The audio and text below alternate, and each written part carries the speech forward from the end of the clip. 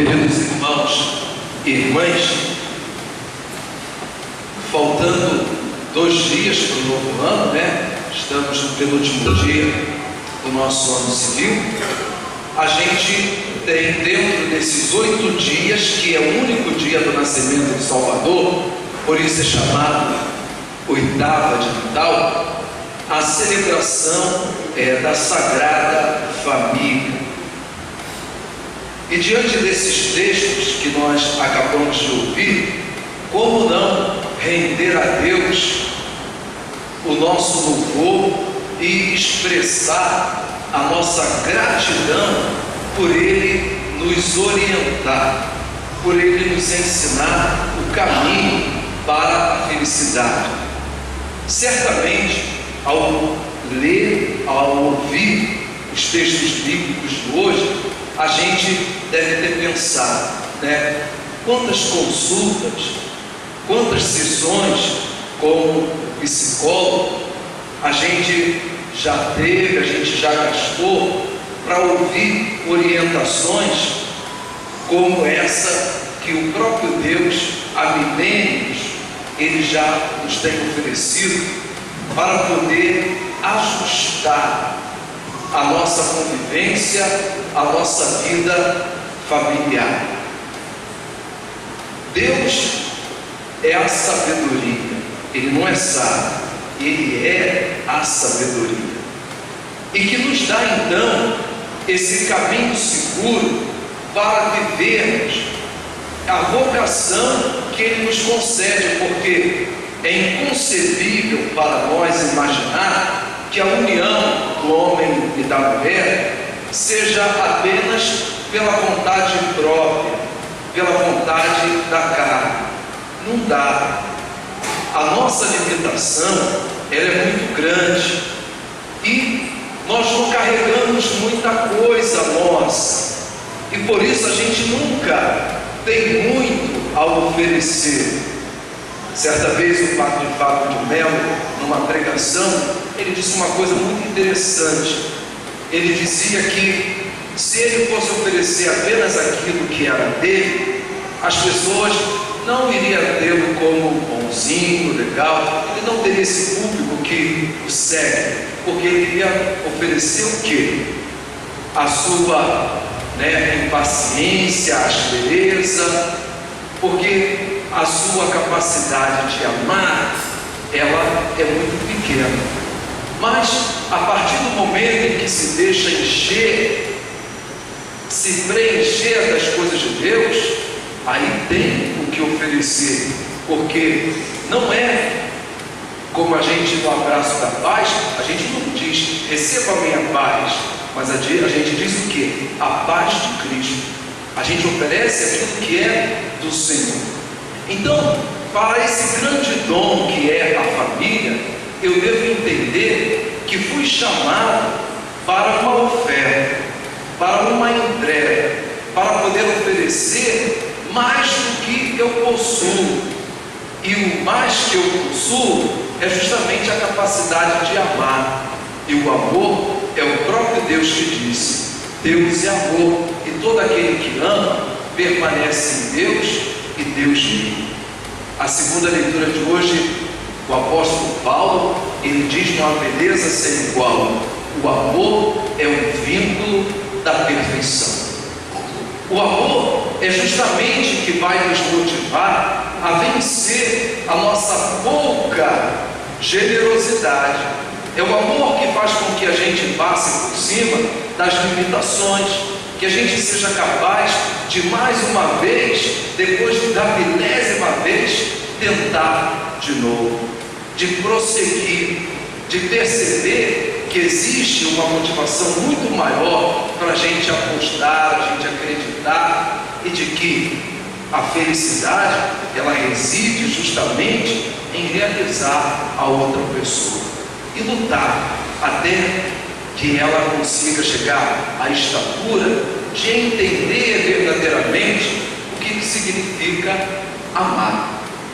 Então hoje, com a celebração da Sagrada Família, nós somos chamados a vivenciar essa realidade, a ter essa experiência, já que Deus, Ele quis contar, mesmo sem precisar, com uma família. E justamente com Maria e José, Ele quis ser educado, Ele quis receber a formação. Às vezes a gente pensa que tenha sido fácil, não, Ele era Deus. Não, a consciência do menino Jesus era gradativa. Aos poucos, os ensinamentos que ele recebia, a formação que lhe era dada, ia abrindo para ele o seu entendimento que verdadeiramente a sua condição era uma condição divina. E hoje essa atitude, quando peregrinando a Jerusalém, que faz parte da formação, a realidade espiritual, ninguém pode ser formado apenas culturalmente, sem o apoio dado da fé. Jesus também é formado nessa escola. Quando peregrinam a Jerusalém, na hora de voltar, imaginava José que ele estivesse com Maria, Maria pensando que ele estivesse com José, pois ainda era menorzinho, podia estar tanto com os homens quanto com as mulheres, e no entanto, no meio da viagem que eles se encontram, não estavam com ninguém. E voltam, chegando até lá, o modelo de mãe, de formação, Maria revela. Qual seria a nossa atitude? E qual tem sido a nossa atitude na formação, no diálogo com os nossos filhos, quando alguma coisa sai errada, quando uma coisa não está certa? Como é que a gente se aproxima para corrigir, para exortar? A atitude de Maria, só faltou o evangelista Lucas dizer que ela se agachou como as nossas índias para poder falar com os seus índiozinhos. Agacha para se falar ali na mesma altura e pergunta para ele: por que você fez isso conosco? Nós estávamos tão angustiados, teu pai e eu estávamos angustiados, por que você agiu assim? Apresenta primeiro a dor, o sentimento que estava ali no coração, no peito deles enquanto pais, que não deu. Era uma dor, um sofrimento por aquela atitude, e não de alguém que chega, olha, você não diz, aquela coisa toda esbravejando. Recebem a resposta de Jesus, mas ao mesmo tempo o evangelista mostra a autoridade de paz que ele tem, que eles tiveram. E Jesus desceu, voltou de novo com eles para Nazaré. Eles eram obedientes, submissos, ia crescendo em estatura e santidade. Então, tinham palavra de firmeza, tinham voz de comando, mando sobre o garoto. Não era deixar a moda vão-se embora, mas com firmeza na formação deles. Mas sabiam falar, sabiam dialogar, como já na primeira leitura do livro do Eclesiástico fala para a gente dessa beleza tão grande de se santificar em família. A família como um grande santuário e oportunidade de nos santificarmos. Eu lembro desse domingo da Sagrada Família, que era o domingo em que minha mãe voltava mais feliz para casa depois de participar da missa. A gente, cada um tinha um horário de ir para a missa, não íamos todos juntos.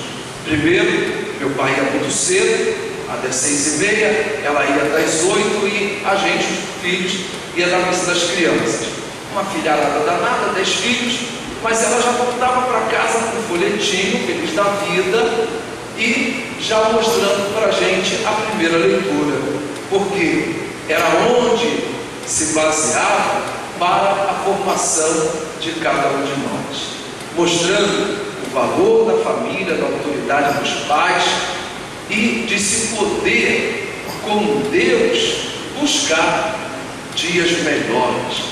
Era interessante que, como a mãe ela não sabia ler e a gente sabia, a gente já entendia muito bem que ponto que ela queria chegar. era sempre marcando a autoridade dela e do pai. Mas a gente chegava também depois e mostrava, mas aqui está dizendo, ó, não se deve aborrecer os filhos também, viu? A senhora esqueceu que o padre também falou isso aqui lá. Então a gente ficou bravo, né? Aquilo ali.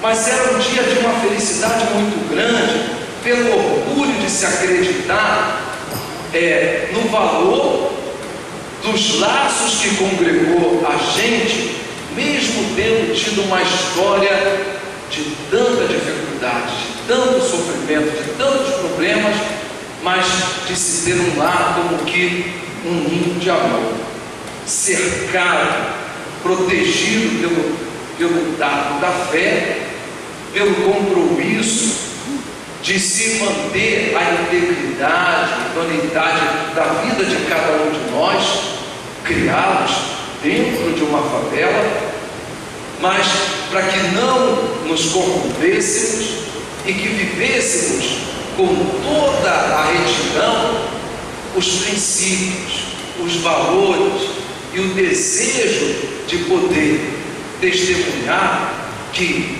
ser cristão era o que fazia um diferencial para buscarmos dias melhores, para prosperarmos. Então, quando hoje, nessa oportunidade de celebrar a Sagrada Família, a lembrança, a memória afetiva, como aflora. E como é motivo de gratidão por essa oportunidade da gente celebrar tão grande dom que a fé, ela é capaz de incutir em cada um de nós, aonde aprendemos que o amor, ele nunca se cansa, aonde o amor, ele não espera ser amado, mas ele se antecipa em amar, aonde o amor, ele tudo suporta, ele é paciente, ele espera o seu tempo.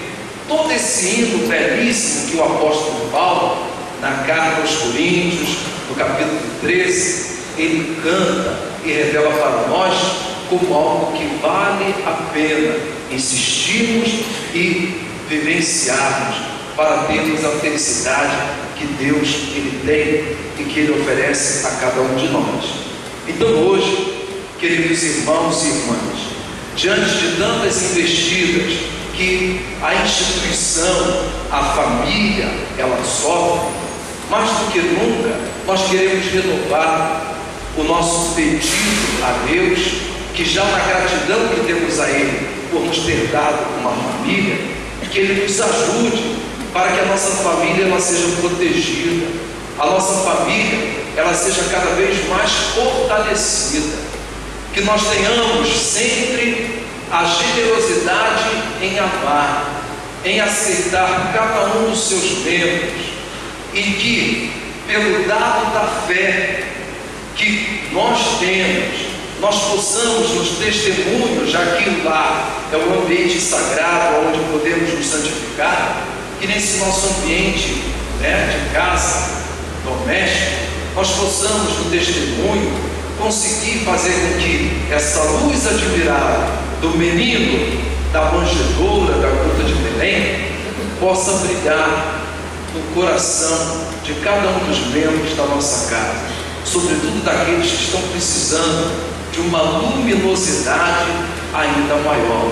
E a gente sabe muito bem, daqueles que estão precisando desse respaldo, estão precisando dessa luz para poder acertar, para poder ter a felicidade, e que certamente o Senhor nosso Deus, Ele também possa hoje receber como nosso presente, como nossa homenagem, todo o sacrifício, tudo aquilo que a gente tem investido, seja no nosso sofrimento, para que a nossa família ela permaneça, que Ele receba esse presente, e que certamente, como é uma troca, que Ele possa então transformar tudo isso numa grande fonte de bênção para os membros da nossa casa, marcando a cada um com esse desejo de amar e de amar de uma maneira plena. Louvado seja o nosso Senhor Jesus Cristo.